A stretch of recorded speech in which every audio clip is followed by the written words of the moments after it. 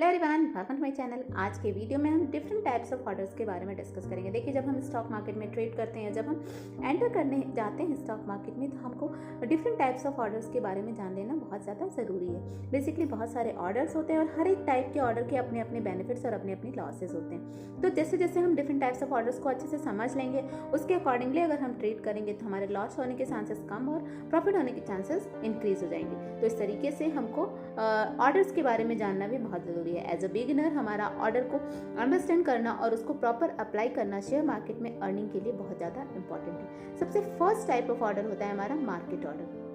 Market order से मेरा मतलब है बेसिकली, जैसे मान लीजिए कि एट अ पॉइंट हमने जो भी आस्क प्राइस है शेयर का उसको दिया और हमने शेयर को परचेज कर लिया। इसको एक छोटे से एग्जांपल से समझते हैं। जैसे मान लीजिए शेयर का प्राइस 100 रुपीज़ है और अगर हमने कोई भी मार्केट ऑर्डर प्लेस करना है या हमने मार्केट ऑर्डर प्लेस किया, तो इसका मतलब हमने ब्रोकर से बोला कि 100 रुपये में हमको इस शेयर के 10 यूनिट्स, 2 यूनिट्स, 5 यूनिट्स, जितनी यूनिट्स भी हमें चाहिए उतनी यूनिट हमने परचेज करनी है और हमने अकॉर्डिंगली उसको मल्टीप्लाई करके दे दिया। जैसे हमने सपोज किया कि 10 रुपीज़ का एक शेयर था और हमने उसको मार्केट ऑर्डर प्लेस किया, मतलब हमने अगर 1 यूनिट खरीदना है तो हमने 100 रुपीज़ पे कर दिया।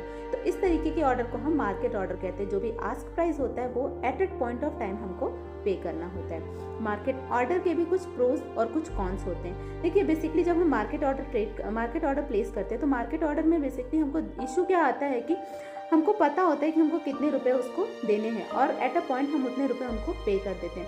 वहीं इसके कॉन्स क्या होते हैं कि कई बार ऐसा होता है कि हम प्रीमियम अमाउंट पे कर देते हैं। प्रीमियम अमाउंट से मेरा मतलब है कि जैसे मान लीजिए कि 100 रुपये का शेयर था, हमने 100 रुपये पे कर दिया और थोड़े टाइम के बाद अगर प्राइस डिक्रीज हुआ और वो 98, 97 पे आ गया, तो हमने 97, 98 के शेयर को 100 रुपये में खरीद दिया। तो मतलब हमने ज़्यादा अमाउंट, हमने प्रीमियम अमाउंट उस शेयर पे पे कर दिया। तो this is known as market order. तो हमको अकॉर्डिंगली कंसिडर करके डेज की शेयर की मूवमेंट की डायरेक्शंस को देख करके उसके बाद ही टाइप्स ऑफ ऑर्डर को ऑप्ट करना होता है और मार्केट ऑर्डर अकॉर्डिंगली हमें ऑप्ट करना होता है।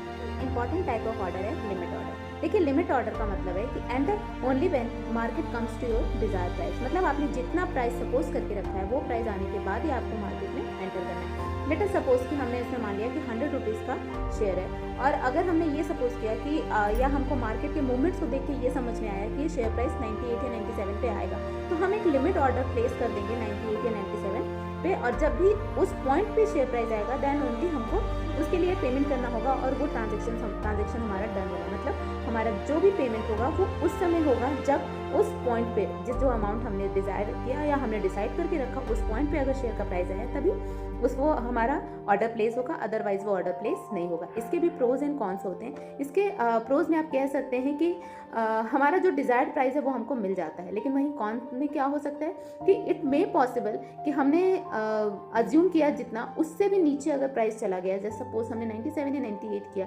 अगर उससे भी नीचे चला गया तो हमको ऑटोमेटिकली हम उसको मार्केट ऑर्डर की तरह इस पॉइंट पे भी हम उसमें प्रीमियम पे करते हैं। तो ये कंडीशन एक पॉसिबिलिटी है क्योंकि मार्केट पूरा वर्सेटाइल है। We can not predict actually, एकदम एग्जैक्ट हम इसको प्रेडिक्शन नहीं कर सकते। उसके कारण ये छोटी छोटी मिस्टेक्स या छोटी छोटी चीज़ें होती रहती हैं जो कि हमको कंसिडर करनी पड़ती है। साथ ही साथ अगर हमने शेयर मार्केट में एंटर लेने का डिसीजन लिया है तो हमको इन चीज़ों को लेकर के साथ में चलना है। जो हमारा थर्ड इंपॉर्टेंट जो टाइप ऑफ ऑर्डर होता है वो हमारा स्टॉप लॉस ऑर्डर होता है। स्टॉप लॉस ऑर्डर का मतलब है exit the trade if it goes against you. जैसे कि आपने ट्रेड जो भी आपने अज्यूम किया, जैसे 100 रुपीज़ का शेयर है तो आपने एक स्टॉप लॉस लगा दिया। जैसे सपोज कि आपने 70 रुपीज़ का स्टॉप लॉस लगा दिया।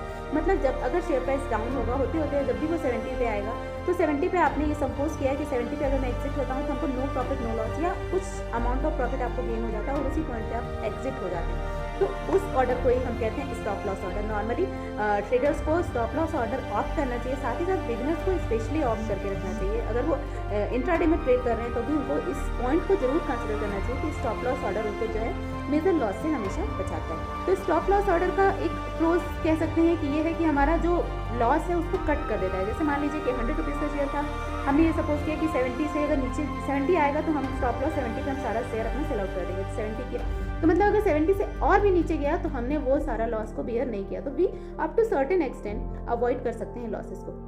वहीं इसका एक हमारा कॉन्स भी है। देखिए मार्केट हमेशा अपने बैंड में रहता है, तो क्योंकि अगर मार्केट डाउन हुआ तो मार्केट ऑटोमेटिकली अप भी होगा, तो उस अप को हम किस तरीके से कंसिडर कर सकते हैं, ये हमारे लिए इंपॉर्टेंट है। स्टॉप लॉस भी हमारे लिए इफेक्टिव। हमारा फोर्थ मेन इंपॉर्टेंट ऑर्डर होता है, उसको हम कहते हैं stop order. Stop order means enter only when the market moves in your favour. आपको मार्केट में तभी एंटर करना है जब मार्केट आपके फेवर, आप जिस डायरेक्शन में चाहते हैं उसी डायरेक्शन में मूव कर रहा हो। इसके भी प्रोज एंड कौन से प्रोज इसके ये हैं, एंटर ट्रेड विथ मोमेंटम, मतलब जिस मोमेंटम में हम एक्सपेक्ट करें उसी मोमेंटम में अगर हम ट्रेड करेंगे तो हमारा ट्रेड इफेक्टिव है और ऑटोमेटिकली हमको रिटर्न होगा। वहीं इसके कॉन्स को भी हम इस तरीके से कह सकते हैं, might be the false breakdown, मतलब कई बार ऐसा होता है कि शेयर ब्रेक करता है और सडनली फिर बहुत तेजी से हाइक करता है। तो अगर वो सिचुएशन अराइज होती है, तो वो सिचुएशन अगर हमारे ट्रेड में अराइज होगी तो ऑटोमेटिकली हमारा चांस होगा कि हमको बहुत ज़्यादा लॉस हो। तो इस तरीके से एक रिकैप कर लेते हैं हम, जो हमने 4 ऑर्डर्स को डिस्कस किया। हमारा फर्स्ट ऑर्डर था मार्केट ऑर्डर। मार्केट ऑर्डर में बेसिकली जिस समय जो भी आस्क प्राइस होते हैं, जो भी उस पर्टिकुलर शेयर का प्राइस होता है, उसको हमको पे करके और तुरंत ही हम शेयर को परचेज कर लेते हैं।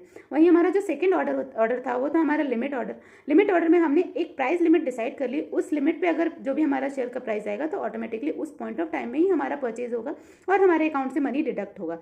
वहीं जो हमने थर्ड डिस्कस किया वो है हमारा stop loss order. Stop loss order में बेसिकली होता है हम मार्केट से एग्जिट होने का अपना डिसीजन लेते हैं, मतलब हमने एक स्टॉप लॉस लगा के रखा कि इससे ज़्यादा लॉस हम बेयर नहीं कर सकते हैं। अगर उस पॉइंट ऑफ टाइम में जो हमने स्टॉप लॉस लगा के रखा है उससे अगर नीचे शेयर जाता है, उस पॉइंट को क्रैश करता है शेयर का प्राइस, तो ऑटोमेटिकली हमारा ट्रेड हो जाता है और हमारा जो भी हमारे पास शेयर थे वो हमारे सेल आउट हो जाते हैं, मतलब हम अपने इस तरीके से लॉस को मिनिमाइज कर लेते हैं। वहीं लास्ट जो हमारा ऑर्डर था वो था हमारा स्टॉप ऑर्डर। स्टॉप ऑर्डर हमको ये बताता है कि हमको ऐसा ऑर्डर लगाना है जब मार्केट हमारा फेवरेबल हो, जिस डायरेक्शन में हम मार्केट चाह रहे हैं उसी डायरेक्शन में मार्केट का मूवमेंट है, तभी हमको ऑर्डर को प्लेस करना है, अदरवाइज हमको ऑर्डर प्लेस नहीं करना है। इसमें बेसिकली हम मोमेंटम के अकॉर्डिंगली शेयर के प्राइस के मूवमेंट का फायदा उठाते हैं। जो हमारा स्टॉप ऑर्डर होता है ये हमको बेनिफिट देता है, हमको देखना है कि हमको अगर राइट डायरेक्शन मतलब अपवर्ड डायरेक्शन में शेयर का प्राइस जा रहा है तब एंटर करना है, तो उसी समय ही हम अपना ऑर्डर प्लेस करेंगे। वहीं अगर डाउनवर्ड डायरेक्शन को हम कंसिडर करते हैं तो जब डाउनवर्ड में शेयर का प्राइस जाता है तभी हमको ऑर्डर प्लेस करना है। तो इस तरीके से अगर हम ये चारों मार्केट ऑर्डर्स को अच्छे से समझ के अकॉर्डिंगली हम इसको अपनी ट्रेडिंग में अप्लाई करते हैं तो नेचुरली हमारे लिए एक इफेक्टिव डिसीजन साबित होता है। That's all for today's video. Thanks for watching.